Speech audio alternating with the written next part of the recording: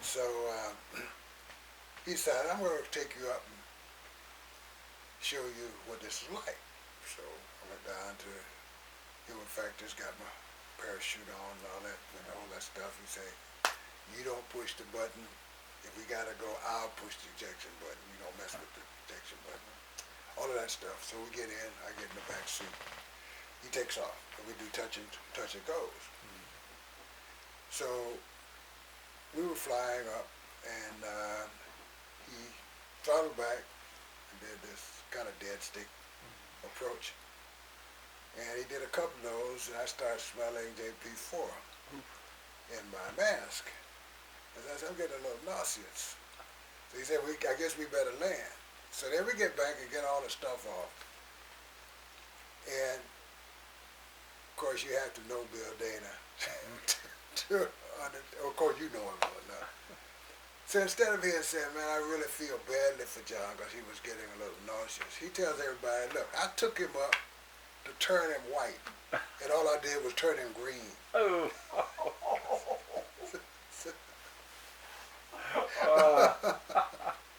So Bill, I mean, that's the way it was. Yeah. I mean, he was a great guy, and I just adored him and his wife Judy. Judy was a nice lady too. Oh yeah. Yeah. But but that's the way it was. We got to experience some of the stuff we were helping them experience in the air, and they didn't have any reluctance to showing us what they were doing. And so I spent a lot of hours in the air, especially when I was doing the Joint Purpose Airborne Simulator, where I was a project manager on that project in the early 70s, and we were flying all the time, doing all kinds of crazy stuff in the air. Yeah. So it was just a wonderful time to be at NASA, where you got to do your work, you got to experience the effect of the work you were doing on the ground, you got to know the people you were doing it for, and it was like a family. I mean, it was definitely a wonderfully effective community of professionals doing serious business for the government. Yeah. Now you were raised in the South, Right. and you experienced a lot of difficulties, or, well, explain what it was like growing up. You were in a segregated area. Oh yeah. Everything was segregated when I was growing up. I grew up in the 40s and 50s. And schools were segregated, of course. Neighborhoods were segregated. There were white and colored signs on restrooms and on water fountains. And you go to the store, you couldn't sit down at a lunch counter and have a hot dog. And you were oftentimes the last to be waited on in department stores. I remember my father used to tinker, and first time I was aware of discrimination up close and personal was, he took me with him to the store. I think he was going to buy a tool. And we arrived in the department, and we had to wait until all whites had been served before we were even acknowledged. And he bought his tool, and we left the store, and he never complained about that. I went, oh, what is that? And so what I realized later was that the lesson he taught me was that you accept the circumstances you find, and you don't get bitter about that stuff until you can change the circumstance, manage your response to it, because you can't change it. And so that's where I grew up, of course, back of the bus. You couldn't sit. No matter how crowded the front of the back of the bus was, the front could be empty, but you couldn't sit in front of that white line, which was usually at the back door of the bus. So front of the bus could be empty, and there'd be 9 million folks in the back, and they were all black. They were all packed back there. And so when I was a freshman in college, this lady got on the bus in downtown Tallahassee, and she was tired. She had been doing domestic work all day, and she wanted to sit down. So she dared sit in the front of the bus, and the bus driver stopped the bus and said, "Get out, get in the back." And she said, "I'm not moving." And so he called the cops. The cops came and arrested her for daring sit in the front of the bus. So that word got to the campus, and the president of the Student Body Association called an assembly, and it was standing room only in the largest hall on campus. And we said, no, this ain't happening. So we decided during that assembly that we would not ride the bus again. And Was that Florida State? now that was Florida A&M, black Okay. school across the town from Florida Okay. State. And those students who had cars would drive the bus route and pick up any black person they saw and take them where they wanted to go. And so the boycott started the next day. And over the summer, the bus company went out of business. And so when they reformed the bus company, it was now integrated. And so that's the kind of stuff I experienced. And like I said earlier, recruiters didn't come to black schools in the 50s. And so I just had to find my own job. And I got lucky. And the first solid offer I got was from the NASA high-speed flight station in Edwards, California. And the rest, as they say, is history. Did you ever experience any difficulties being a black engineer at Edwards, or was it just never even talked about? Bickle would never have tolerated that kind of stuff in his organization. Now, I experienced it in town. I got evicted from the first hotel, and that's used to put all of its young engineers up at a hotel downtown Lancaster. And 10 days after I was in there, the manager came to me and told me I had to move. And I said, why? He said, because the fair's in town and we've already pre-rented your room. So I said, fine. So I started walking the streets of Lancaster. Beach Avenue was the main apartment street, so I walked up and down Beach, and I couldn't get an apartment. And I got every excuse for, we don't rent to your kind, to, we're not prejudiced, but some of the neighbors might be violent, we don't want you to get hurt. Yeah, it's not me. Yeah. So I was just exasperated. So one day I picked up a copy of the Ledger Gazette, which was my practice, and I read it over dinner. I'd walk down to the hotel, to the place, and have dinner and read the paper. And there was this room for rent, and it was within walking distance of the restaurant that I was sitting at. So I walked around the corner. The lady was sitting on the porch. This was in September '59. And she was sitting on the porch in a rocking chair. And so I asked her, I said, look, I'm tired. I've been looking for a place to stay. And I just want you to tell me straight up, will you rent me your room? And she asked me, why wouldn't I, young man? So I told her my story. I still get emotional about that. And she said, you can rent my room and stay as long as you want. And so I did. I rented the room. The manager of the hotel helped me carry my belongings over to get set up in the new room. And there was a guy in there, a white guy, and he and I became good buddies. And he taught me how to play chess. And so we were just good buddies. We had a good time together. And a few months later, 3 other young engineers at NASA had rented a 2-bedroom house down on the other side of Lancaster Boulevard. And they asked me if I would join them, so they had 4 guys in a 2-bedroom house. So I said, sure. So I moved out of the room and house and moved in with them. And so we got along fine. And then a few months later, the landlord found out I was in there, so he threw all of us out. Ah, So, and I refused service in restaurants, that kind of stuff. So it was, in town, it was much like the South without the signs. that's terrible. But at NASA, when I walked through those doors, man, it was like a sanctuary.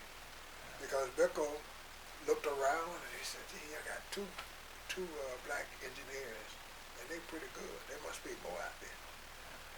So we started looking at where we were recruiting, and we were recruiting at mostly white schools. Didn't have any blacks, didn't have any Hispanics, didn't have any women. Yeah. Well, you had sprinkling. And so we started recruiting at his request at historically black colleges and universities, Hispanic serving institutions like New Mexico State and places like that. And I went on a recruiting trip myself looking for more women. And at the time, Georgia Tech was graduating more women engineers than any school in the country. And I went to Georgia Tech looking for women. And in fact, I found one of the best women engineers we ever had up at Cal Poly San Luis Obispo. So I was one of the people going out on a recruiting trip looking for Who was that? Do you remember? Jenny Bear. Jenny Bear? Yeah. Cool. Jenny Bear. She was, when I remember when she walked in that room to be interviewed by Connie Eaton and myself. her name is Connie Horney now, but her name was Connie Eaton at the time. She and I went on the recruit trip together. And this little rosy-cheeked college student, all nervous, and we hired her, and she became one of the most effective project managers NASA has seen.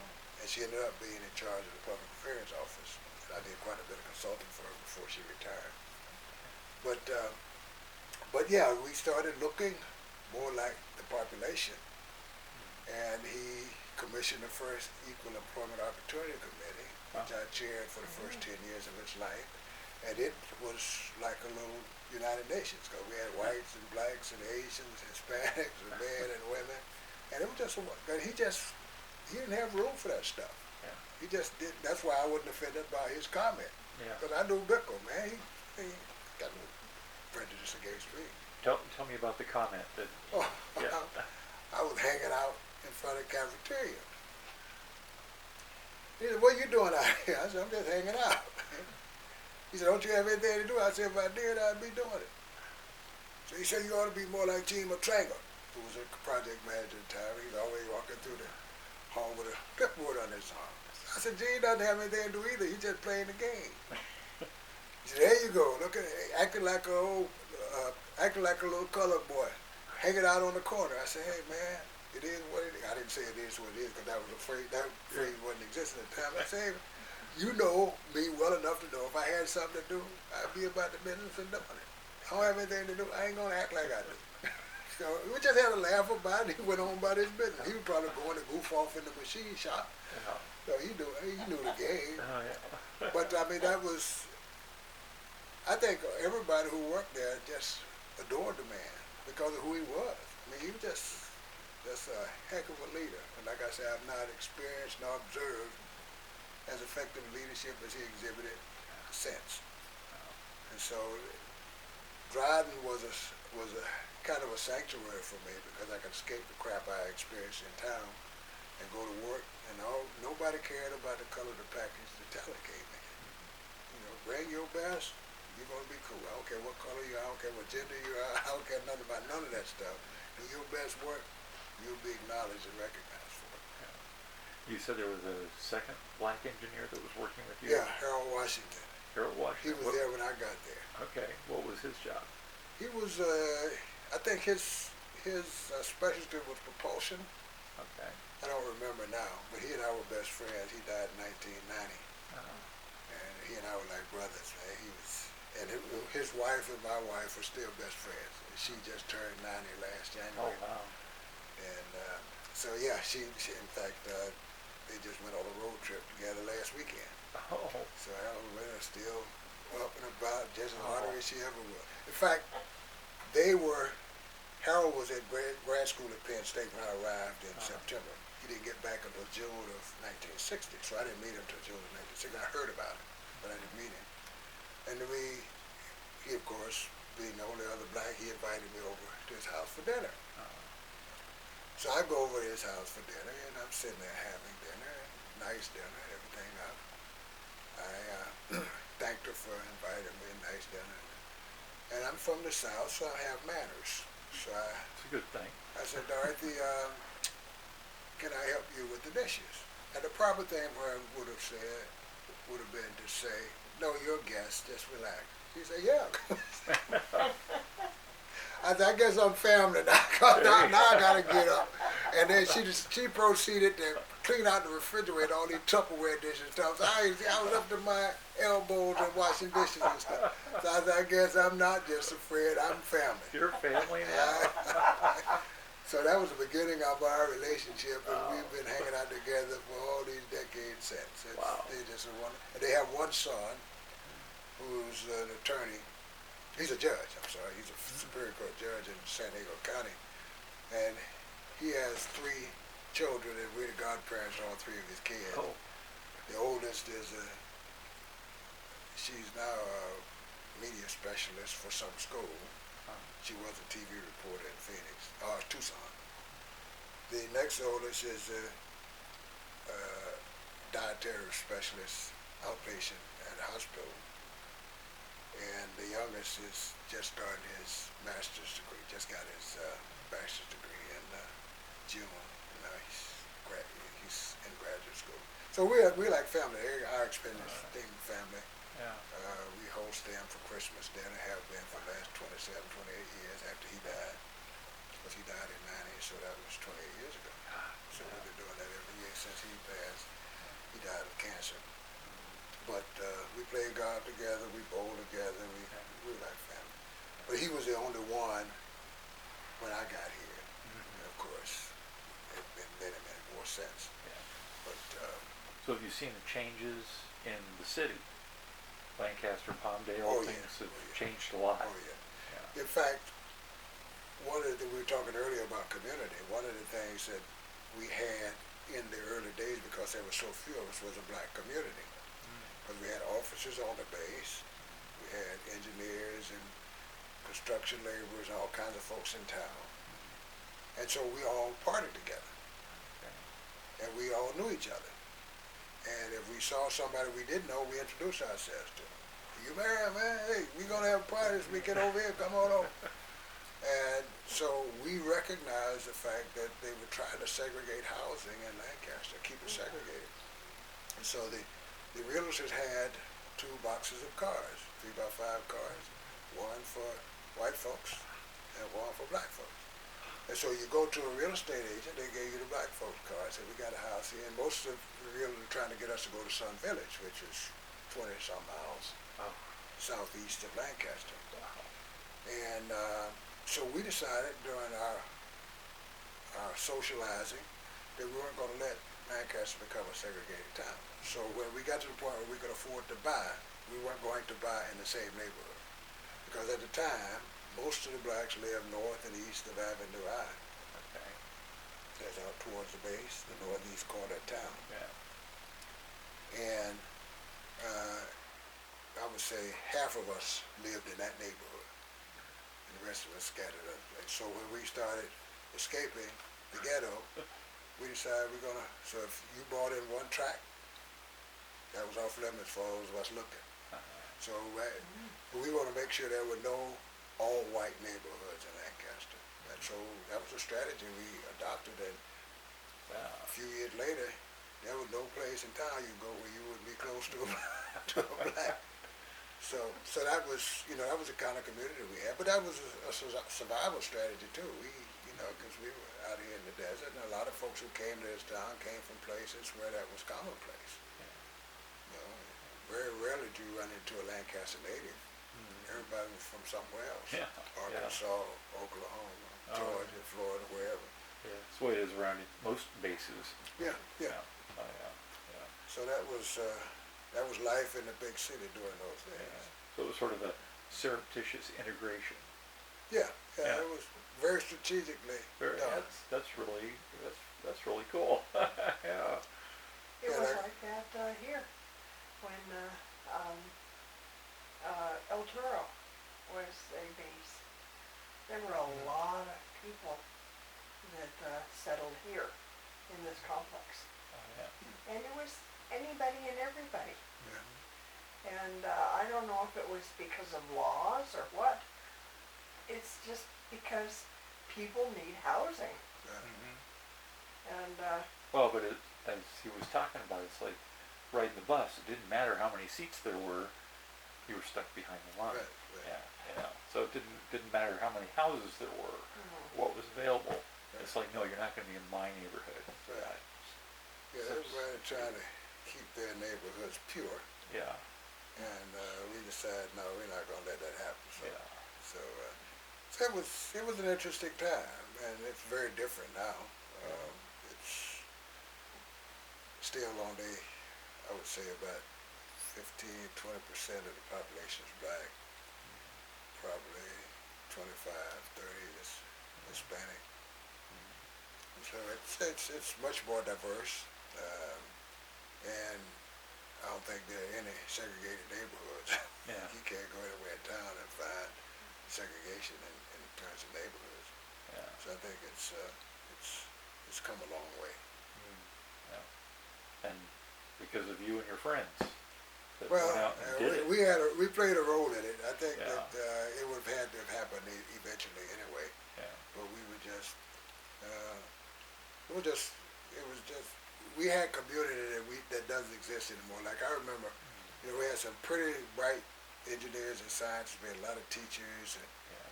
captains and lieutenant colonels and majors and Yeah. lieutenants at the Air Force. And we had construction laborers, and we had cement finishers, and there was no status, man. You want to party? Let's do this. You know, none of that. Oh, you're not at my level. No, everybody's at the same level, man. We're gonna get together. We're gonna drink some scotch, and we're gonna tell some lies, and we're gonna have a good time. We're gonna dance and do all that stuff. And so it was a wonderful.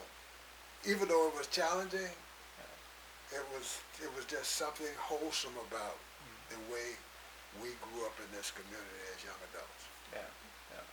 And I wonder how much the experience at Edwards itself also helped in the way things happened in town, because you saw when you were on your job how everybody was treated by their experience, their skills, and all this stuff.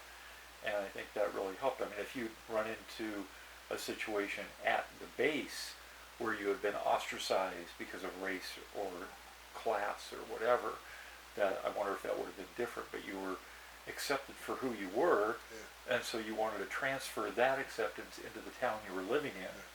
Whereas if you had not acceptance on the base, then you probably wouldn't have cared less about the town. So Yeah, I probably would have stayed. yeah. I probably would have stayed. Another story that is so typical of Bickle, there were no blacks in the hangar, no mechanics. And there was one guy who was dark-skinned, who they thought was black, but he was Puerto Rican. And they drove him to distraction until he finally left. Oh, And Bickle said, no. But he was smart enough to know that he had to find the right person to integrate the hangar. And so there was a guy who was getting close to retirement from the Air Force. He was highly skilled, highly regarded aircraft mechanic. And we recruited him. And he came over and he had the absolute right temperament to integrate the hangar. And so we hired him. He came over. He was totally professional. He didn't get pissed off every time somebody made a slur or something. Yeah. He just did his business. Yeah.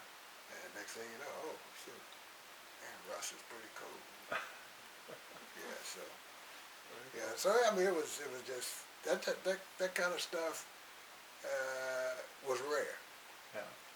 But with him, it was intentional. I mean, none of this stuff happened in terms of Bickle's involvement by accident. Yeah. He did all stuff because he thought it was the right thing to do. Yeah. And that's pretty cool. Yeah. That's why he was so highly regarded by everybody. He was just Yeah. very respected, and he respected everybody. So it was too much Walt the same way? Who? Walt? I didn't know Walt that well.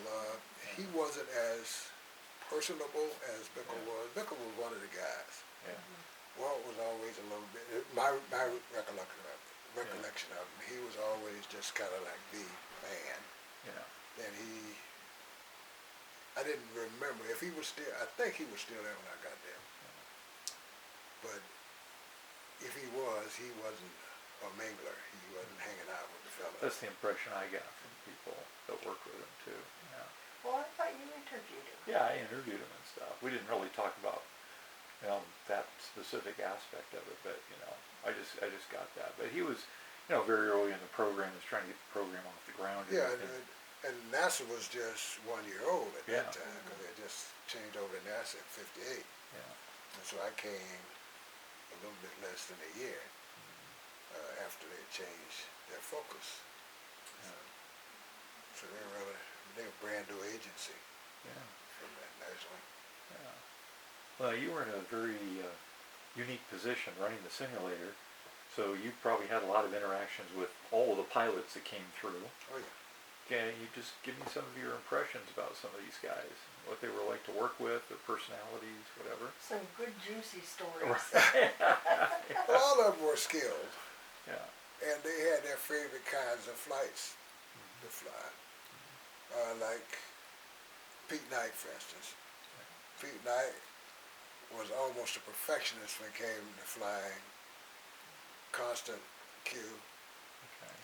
constant altitude, constant speed flights. He would sit in that simulator for hours and hours until he had it exactly the way he wanted it. Yeah. Some of the pilots like to fly the altitude flights. And some of them, like Joe England, he didn't care what he was flying. He was going to try to do the best he could at it. Well, that's the way Neil was, too. Okay. Jack McKay was the one who liked simulators least.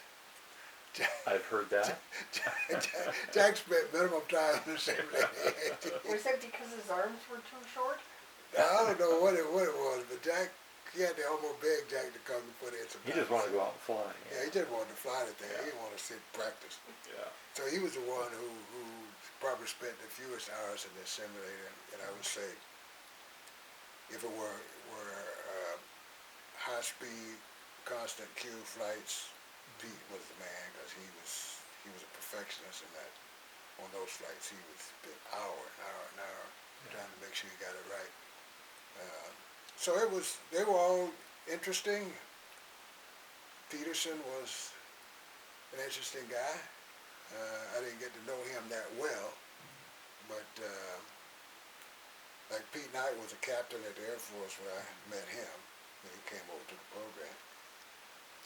And well, of course I knew all the guys who flew the X-15, and then people like John Mankey started coming in later on, and I knew Bill Dana, and he got assigned to the X-15 program. But they were all individuals, and they were all very interesting, and they were all just nice guys. And Milt Thompson, and I told you the story earlier, Milt Thompson and Ralph Jackson carpool, and I carpooled with 3 other guys, and we would try to catch each other by surprise, giving them the bird as we drove across the lake bed on the way to work. So it's just a bunch of characters, man. People having fun doing what they did, and it wasn't work. And I tell kids even today, if you get up every morning excited about what you're going to do that thing, that's not work, man. Yeah. That is pure joy. That's like going to Disneyland. You don't have to get dragged out of bed to go to work. Yeah. You get up because you want to go to work because you got stuff to do. Yeah. Same thing with going to school, because I try to convince them, if you're going to school for yourself and you're motivated to learn by your own aspirations for a better tomorrow, your mama don't have to drag you out of bed to go to school, because you're doing it for you. Yeah. And that's the best reason to do it. Yeah. Don't do it because your mama say you got it, or the state say you got it. Do it because you want to learn something today because of what you want to do tomorrow and beyond. And so I think that's the way we went to work. That's why we went to sniffles and coughing and carrying on, because we had work to do, man. Got time to be sick. And they see you in the middle of the day, man, carry your butt home before you infect the whole office. Oh, man, I got time.